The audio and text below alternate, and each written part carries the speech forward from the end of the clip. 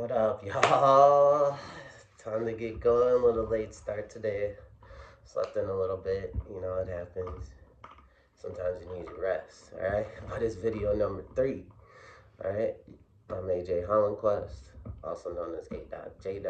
Also known as him, alright? So these are my P.M.S videos, physical, mental, and spiritual, alright? Let's get started. Alright, so today, for the physical part, we're going to do incline push-ups. So I got my little ottoman here to help me out. Give me a little elevated surface. I'm going to do that straight line from my head to my shoulders. Alright, and I'll do as many push-ups as I can. If you need to modify this, just hold yourself up. I'm going to shoot for 30. Alright, here we go. Trying to keep my elbows tucked better today. Alright, keeping my core tight. Sorry, you can hear sounds of munching on a bone down there. If you notice, I added a vise there under my hips. It's like a little weed toy that came in a dog box.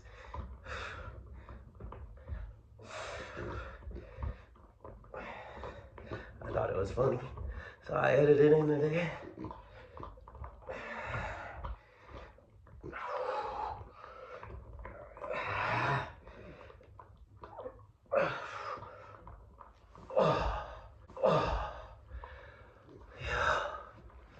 Gotta love push-ups, man. Gotta love push-ups. Alright. Next.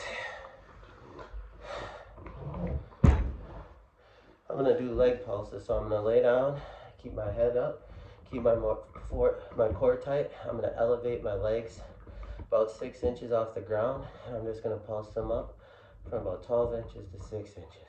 Alright? I'm gonna shoot for probably about 50 reps, and 6 to 12 to 6 is 1 rep. Alright? Core is tight, head up.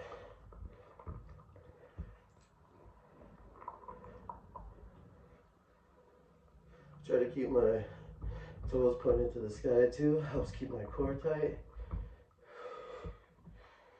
The pace, I kind of just call this a normal pace, not too fast, not too slow. Just keeping my core tight, head up, toes pointed to the sky.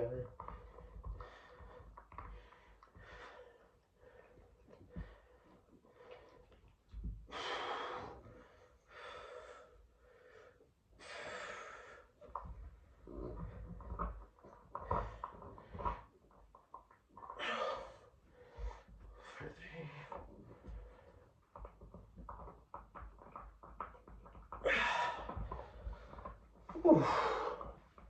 50 leg pulses.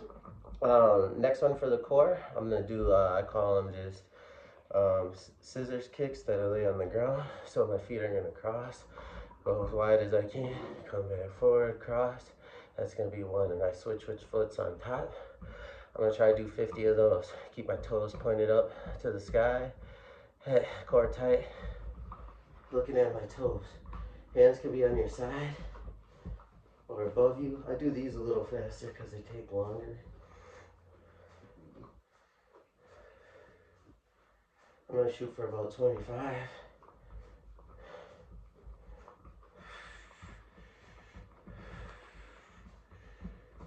The higher you keep your head up, the more you affect that lower abdomen, especially if you're keeping your core tight.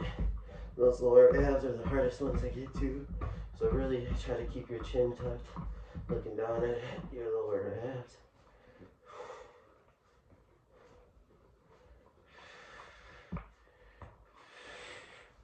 We'll do 5 more.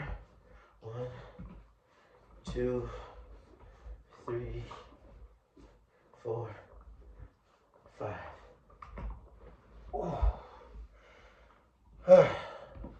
Last one today. I really enjoy sitting in the rowboat, so I'm gonna do that one again. Last time I think we did 30 seconds. This time I'm gonna shoot off for a minute. By the way, shout out to the Dallas Cowboys. That's my favorite team. Been my favorite team forever. Probably since like 92 when I started watching football. So, you know, I got 10, 20, 30. I got a solid like 30 some years in as a fan. So I've been seeing it all. So I done earned that. Can't be no Cowboys bandwagon fan no more. Alright. So I'm gonna sit in the rowboat, chest up, back flat. I'm gonna lean slightly back and then lift my legs at 6 inches. And now I'm gonna hold for a minute. You can play music at home and stuff. I'm not playing any music because I don't want these to get taken down. Um, I'm really into Drake. I listen to a lot of Drake. Then I've been listening to Brent Fayez. I really don't even know how to say his last name, but he's been calling to me. Like I said, here's that little weed toy I was talking about. Funny as hell. My dog loves it though. Oh, you got your bone.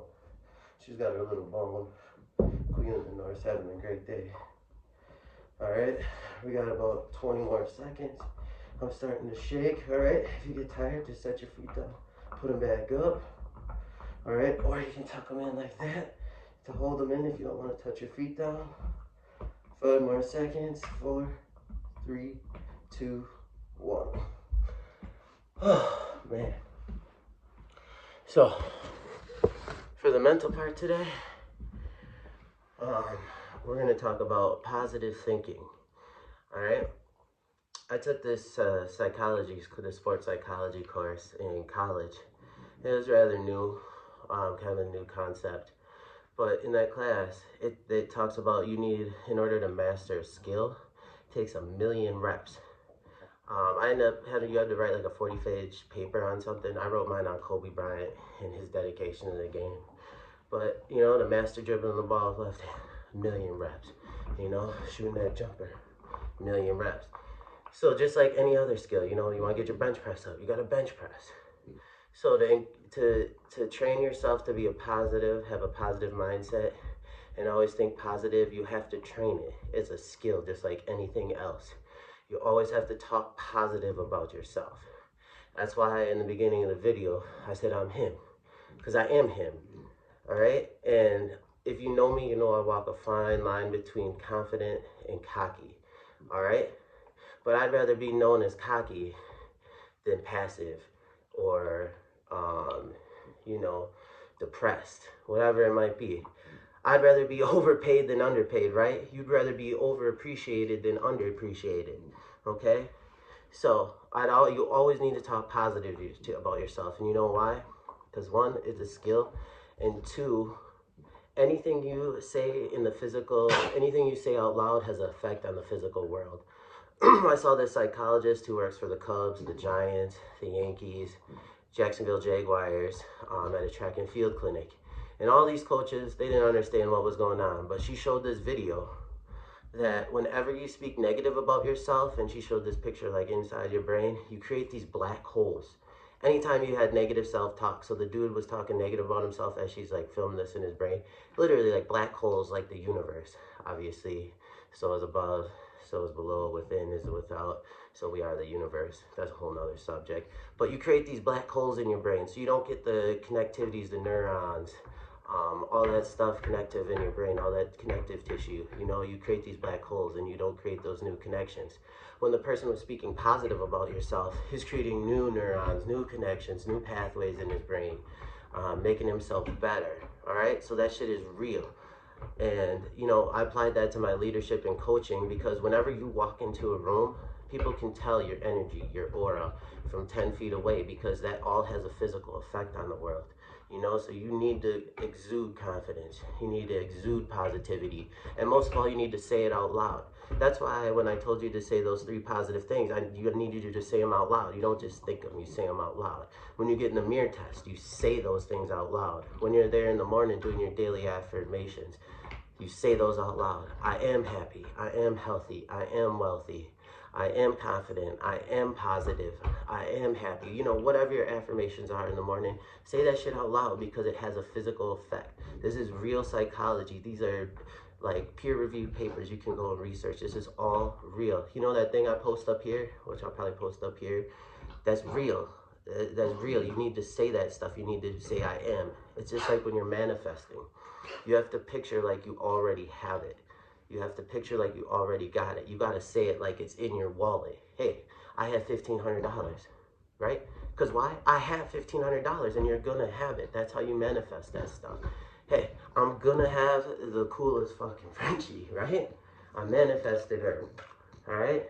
And she's the coolest fucking Frenchie. I call her the Queen of the North. Why? Because she is the Queen of the North.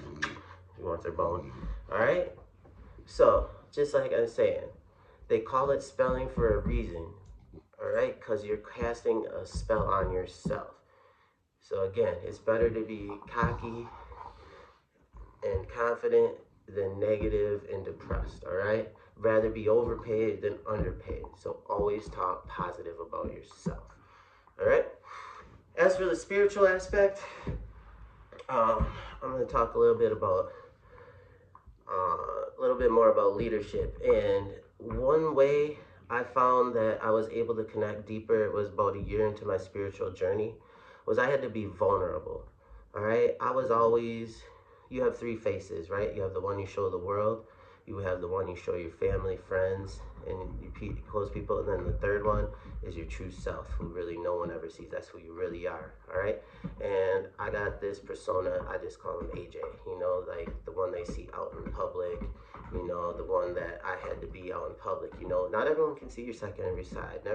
Only your close friends, your family, stuff like that deserve to see some of your who you really are, all right? So you don't show that side to everyone, there's a reason. But I had to be more vulnerable to have a better connection with people. And when you're vulnerable, you create such a deeper connection to people. And I come from the era where men don't cry. We don't have emotions. We don't do anything. Like when I tore my Achilles, I didn't shed one fucking tear. I walked off that field. I hobbled off. I sat on the bench. I fucking almost passed out. Like fucking, like went into shock almost. Like, but didn't shed a tear. Never shed a tear. Never shed a tear over that. Because that's just what I was taught. Men don't do that. But in order to connect deeper with people, you have to have vulnerability, especially emotional. And once God taught me that, I went and admitted to my mistakes, and I cried in front of a lot of grown men, and it created deeper connections. And about a month ago, one of my friends kind of brought me over to her house and taught me that lesson again.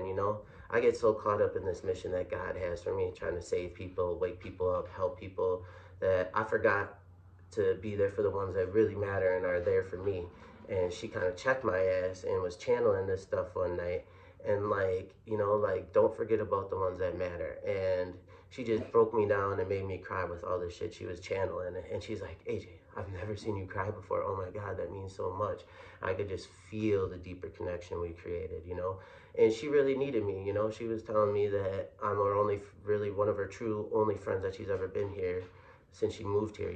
She's very to herself, works hard, does all that stuff, but her mom's battling cancer, who I pray for a lot and hope that we can help cure her. And I'm the only one that really knows that stuff and truly listens and cares for her and tries to help her. And I kind of put that to the wayside because I get so caught up in this mission sometimes, trying to wake people up and save people that I have forgotten, to take care of the people that really mattered. And it was a good lesson. And showing that emotional vulnerability with her in that moment, I couldn't even help it. She just made me cry. She was channeling some good ass shit. And and I just broke down, and I could see that it meant a lot to her to see that I cared and that I cried in front of her. And and one of my athletes back in the day, shout out to Kaya Pettick, taught me that it's always good to have a good cry once in a while. And I didn't really understand that message till that moment, about a month ago. And I was like, damn, it is kind of good to let that shit out sometimes. And sometimes it does have a reason to show emotional vulnerability. And so in order to remember that message, I connected it to a song. And I have a lot of songs that connect to things. So anytime I hear this song now, it's Something in Orange by Zach Bryan. That shit, one, will make me cry, and two, always reminds me of the people that are there for me. So it's very important to remember that message. So it got attached to a song, because for whatever reason, she channeled that she needed to attach it to a song, and she played that song right after. For those who don't know what channeling is, when I refer to it, it's like messages from God, the spiritual world. Could be bad spirits, could be good spirits. Sometimes you have to decipher the message and who's channeling it to you, because sometimes the devil can channel shit too. So, you know, if you're blessed by God, you're all blessed by the devil. I think Mike Tyson said that, you know, if you're favored by God, you're also favored by the devil. So you have to be careful sometimes with what people channel to you. You have to learn to decipher that message on your own. And basically you can kind of tell when someone's channeling is they'll be like, they'll tell you all this deep ass shit like that you don't really know, and then the channeling will stop and they'll go, yeah, Des Bryant's 2012 to 2015 season, he had 298 receptions, 3,948 yards, and 41 touchdowns, which is crazy. Actually, I just learned that today. It's fucking crazy numbers. Those are Jerry Rice ass numbers, you know? So they'll snap in from like something deep, you know, and that they don't know anything really about. They may not even be really spiritual or anything like that, but anyone can channel a message to you if you're a believer. Like I said, it could be God or the devil. You got to decipher that, but anybody can channel. And then they'll kind of snap out of it and they don't even remember what they said to you.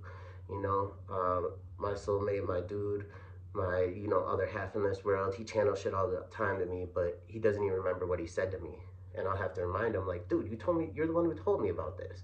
Like, bro, you taught me this lesson. And he'll be like, ah, I don't remember, you know? And that's how you know, like, shit's being channeled. And I'm getting pretty good at telling it, like 3 years into this journey. But it's still hard sometimes to tell when people channel and when they don't. But it's important to just be able to decipher those messages. Well, that's the end of this. Just got my sign. But love y'all. Stay blessed and have a great day.